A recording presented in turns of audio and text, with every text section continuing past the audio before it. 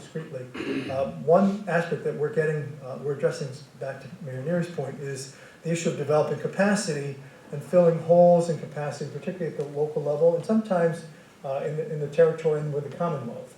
And we're exploring the aspect of developing embedded staff who can help support. In some cases it may be legal assistance. Some cases it may be engineering or some other skilled support that will help backstop and help not diminish local decision making, but be embedded and augment local decision making capability. So we'd be interested both from experiential learning, but also in terms of capacity building and helping them on the ground. Just for a quick example, we're using $6.2 million of supplemental aid from Congress to rebuild Puerto Rico's solid waste division.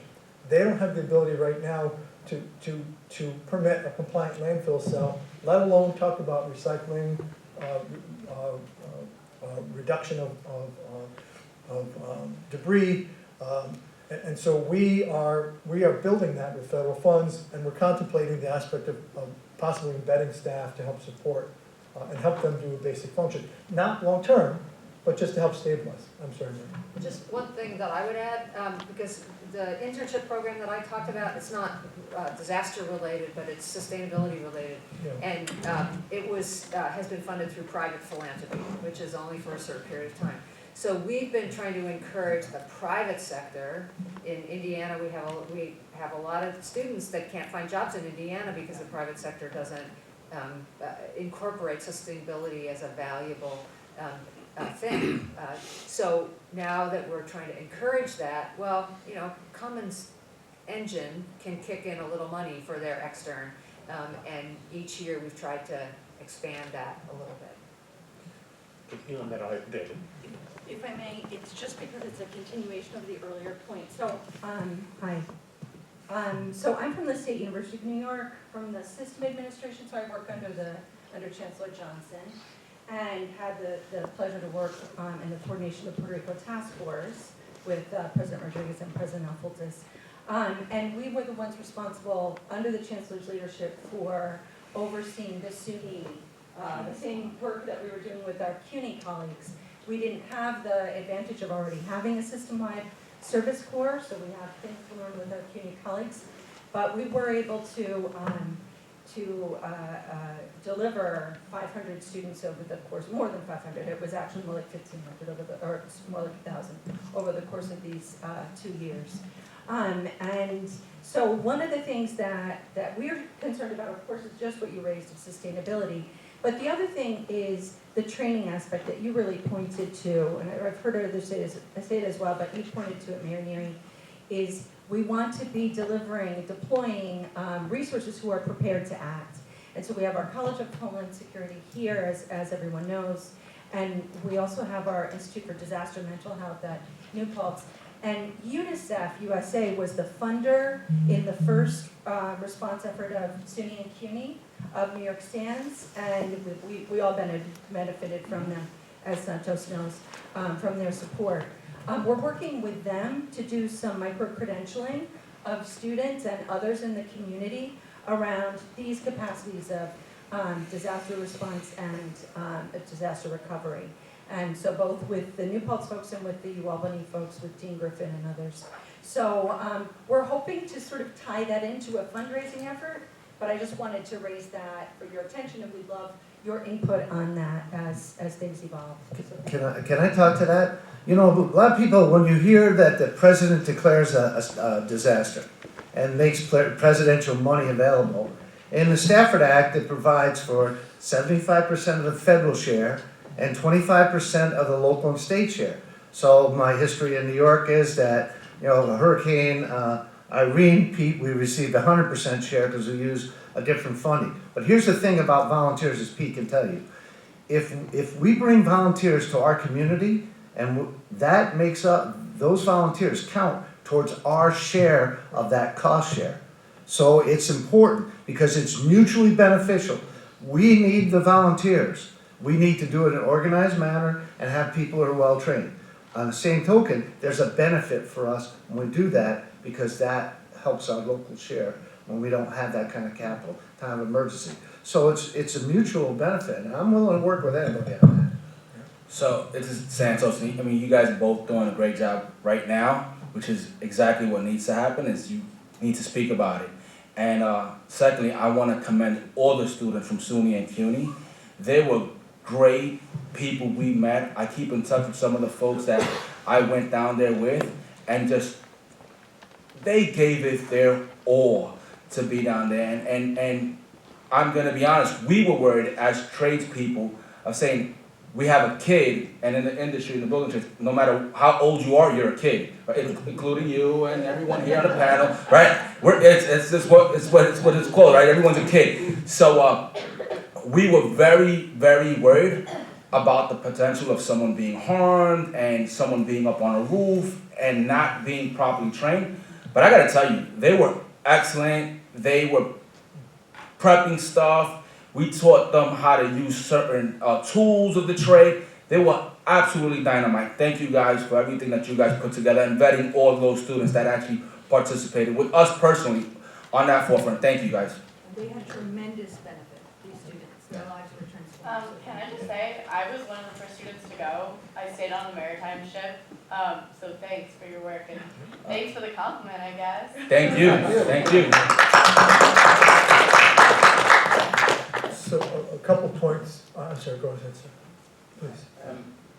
My name is David Turetsky. I'm a professor of practice at the College of Emergency Preparedness, Homeland Security, and Cybersecurity. And I'm also the former chief of the Public Safety and Homeland Security Bureau at the Federal Communications Commission.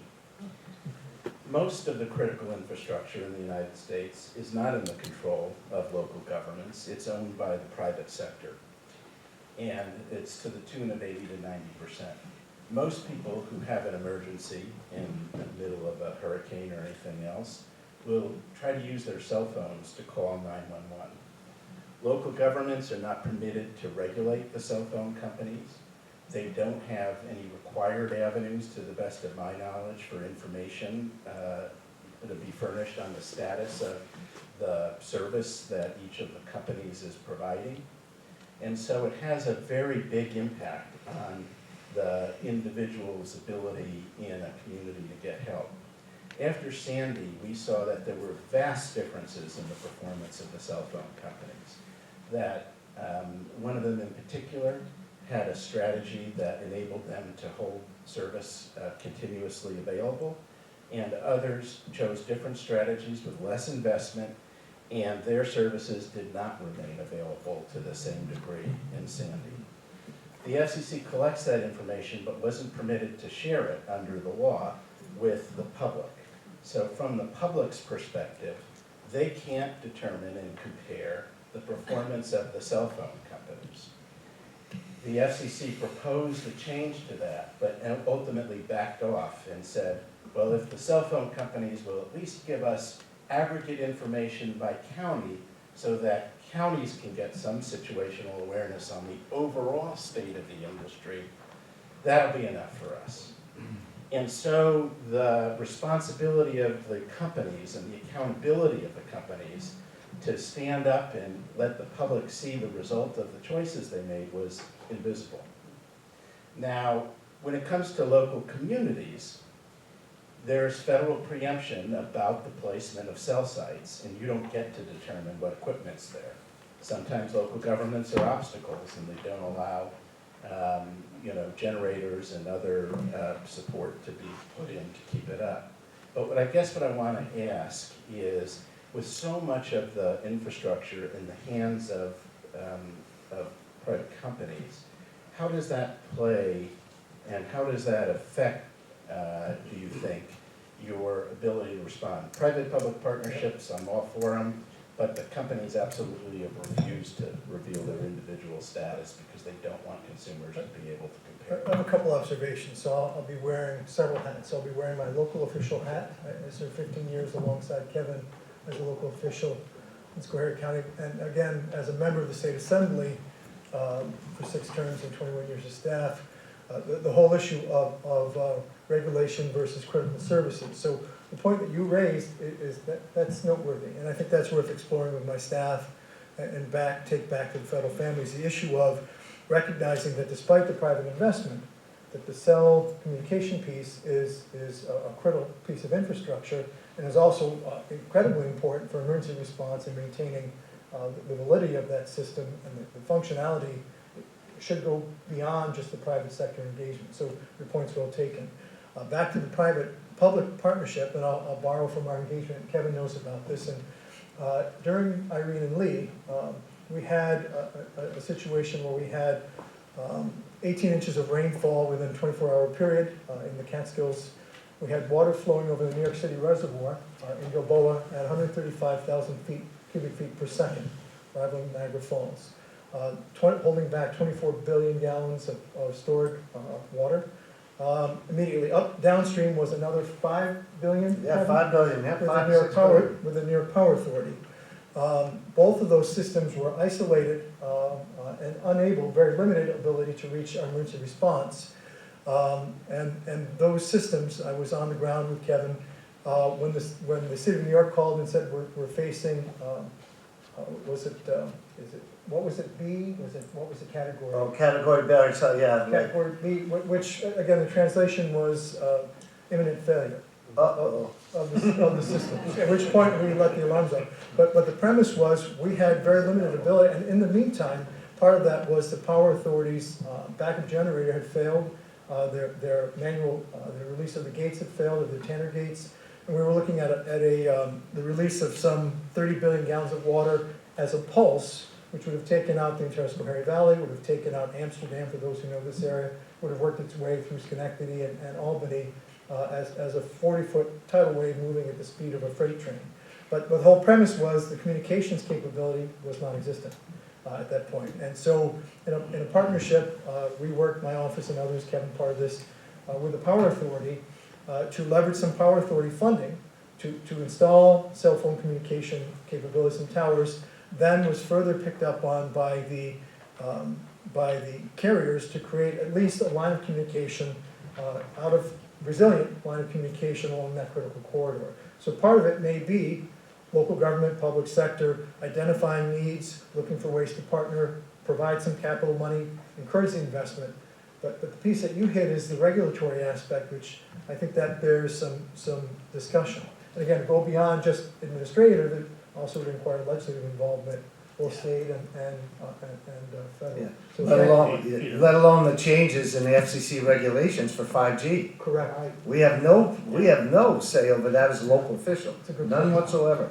But Excellent point. I also think that sometimes what Pete found out is during Hurricane Irene and Lee for us, and maybe the people from Puerto Rico did too, is that sometimes federal agencies, like FERC and other agencies, have their restrictions on what we can do at reservoirs and lowering dams and reducing that effect. But I'll go back to this. Since that time and Pete's involvement, we've built a better system because of relationships. We trust each other now. And we share information regularly. So when we were threatened with Sandy, thanks to Pete's effort and others, they lowered the lower reservoir, so we had the capacity to take the top off what we call the crest. And then the communications they were in, the EOC, where I volunteered my time, and they were there with us making decisions. That's a whole big difference of just that one event. But then people get complacent, and they're gonna build back to paradise. We're gonna build back down the coast. It's not gonna happen here. And that's where we as policymakers need to say, no, you can't do this. And taking somebody's land from them on a buyout, who's involved in a buyout? It's a real happy time, isn't it? Oh yeah, people love you. Peter? Yeah, just to talk about that from the New York City perspective, I mean, coordinating with our utility providers is one of our huge challenges because, like you say, they are the private sector, and the same goes for our power companies. And similar but different challenges as well with most of our transportation agencies, which are state or federal or by state. So it's very important for us to keep good relationships with all these groups, and we've had a focused body for 10 years now where we bring together all of the utility providers in the region who serve New York City in one way or the other. Some are city agencies, most are not, and all of our telecoms are members of this. And we've been trying to cultivate good relations, data sharing, information sharing, sort of pushing forward of best standards for how to respond to Sandy and how to plan for future improvements. But it is hard and it is voluntary because we don't have that regulatory authority. So we've seen some real progress with some of the companies, and we've, I think, they've been very open and transparent with us, at least, about the investment that they're making in their networks, in their towers, in their backup systems, and it's great to see other companies have been less, and so there's a disconnect there. We do what we can from our perspective. We've been working with the Department of Buildings and the fire department to change the rules around how much liquid fuel storage you can have at certain sites. With more storage, you can run a backup generator longer, keep a tower going longer, so if we can make that more flexible, we will. We're also doing a demo, well, more of a test right now in one neighborhood that was hit really bad by Sandy, Red Hook, where we are working with the local community to roll out like a local mesh network, which provides telecom access and communications at a local level in times of disaster. Doesn't solve all the problems, it won't work everywhere, but it might be one more tool in our toolkit that we need to use. I know we have two gentlemen, we hit one thing quick, so back to the Power Authority, one thing that helped was the president of the Power Authority, Gail Quinones, was trapped for 2 or 3 days. So that added a little urgency to that investment, so anyway, I know we have other folks. Yeah, we're down to the last couple of minutes, so if I could, the two people who have been up front and have been waiting the longest, if you could both ask your question briefly, and I'll have the Can I panel. also talk about Japan's case, the Japanese? Well, unfortunately, we're just about out of time, and I know they've been waiting a bit, so I'd like to give them an opportunity to ask their questions very quick. Alright, so the question is, may actually even just kind of touch on the regulatory piece that you guys were just speaking on, but my question was, in the course of formalizing these new approaches to strengthening our resiliency and recovery and pursuing these more extensive collaborative undertakings with different partners, what were some of the blind spots, especially in the collaborative sense, that really kind of came to light when you guys really kind of sat down and got everyone involved, and pretty much how did you address these, or did that even get realized or acknowledged at all? Very briefly, everyone had a very, very different conception of risk and a different risk tolerance. And so we'd be talking about hazards and problems and how to respond to them. And depending on whether you were working for a housing authority or providing critical transportation infrastructure,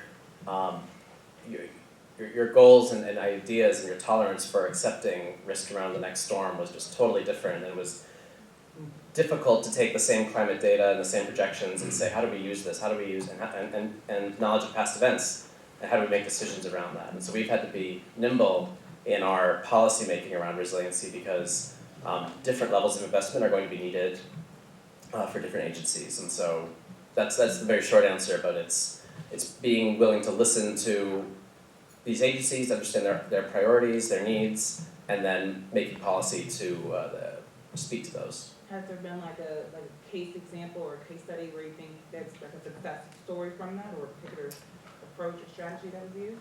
Yeah, well, our it's not a city agency, but Con Edison, the power utility in New York City, has adopted a standard of rebuilding that is extremely high. It's a major hurricane with a lot of sea level rise, and so they're protecting to a high level.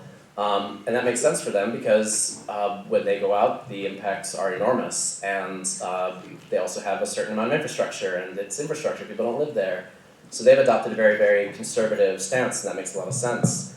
That would not make sense for every city facility, particularly one where people might live, and they don't want to live surrounded by a wall. So we're trying to find other ways and other standards to protect them, and so we're bifurcating as we need to. Those standards, I mean, Con Ed sent somebody to help manage the restoration power on Puerto Rico. Mm-hmm. But one of the things the federal government's looking at right now is what we call critical lifelines. Yeah. So those critical lifelines are water, wastewater, power, because we know that, after emergency, those are things we have to get up and running right away. It helps us with manage our systems. But, even in New York City, when it happened with the gas stations, we couldn't get gas, and now they changed the regulations to do a better job with that. So those critical lifelines are very important to us, but we have had discussions, going back, and I hate to go back in time, but to the World Trade Center, where, OSHA and PASH are telling us you can't do this, can't do this. We went to them and said, listen, stop being regulators. Start being enablers. work with us, teach us about, air monitoring, teach us about respiratory protection, teach us how we can do better. And we actually got them to actually rehab respirators and stuff like that on the scene. So, but I think you can do that with public partnerships. I think in private partnerships is sitting down beforehand and saying, listen, this is the things that we are exposed to in disaster. We need your help here. We need to cut through that regulation. So sometimes it's possible, sometimes it's not. So I'll take this. This will have to be this will have to be the last Just comment. back to her question quickly. So part of the challenge too is understanding the audience. So back to Janet's point, understanding the community you're serving. So in the USVI and in Puerto Rico, understand that response is a very fast-moving, kind of a top-down approach. And so part of the challenge is getting overrun, as the federal government and others rush in to fix, is making sure that the receiving entity has the ability to take it in, provide feedback and meaningful direction. So collaboration may include helping the local, the receiving body be able to interpret, digest, and make decisions, and not just ram through. I hate to say it, sometimes there's a little bit of a cowboy mentality. We know what's best, we're gonna go in, we're gonna fix it, get out. And then the next piece for collaboration, and that was highlighted, is back to the recovery and how do we structure a framework that draws people in, understanding that it's kind of loose. How do we put more structure that embeds collaboration and local decision making? So it has to be an overt outreach from the partners to acknowledge cultural differences and home rule decision making and empower that engagement. So with that, we'll call this session to a close. Thank you very much. It was very, very I would enjoy hearing you come back time, so I'm always willing to learn, so. Yeah, so, And do feel free to continue the conversation afterwards here. Yeah, Thank you all. yeah, so just a quick note, we have my team here from EPA. This is just the beginning of a long dialogue, and please give us your thoughts and ideas. Thank you.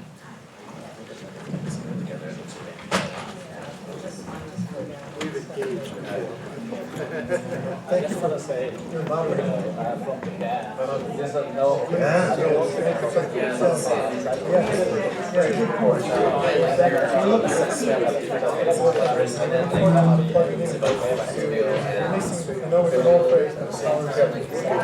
Unfortunately, the time is limited.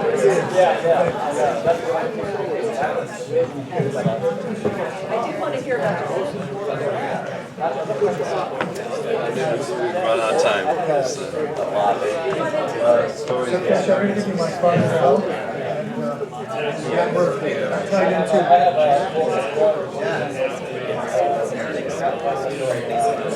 So I'm tied into Washington.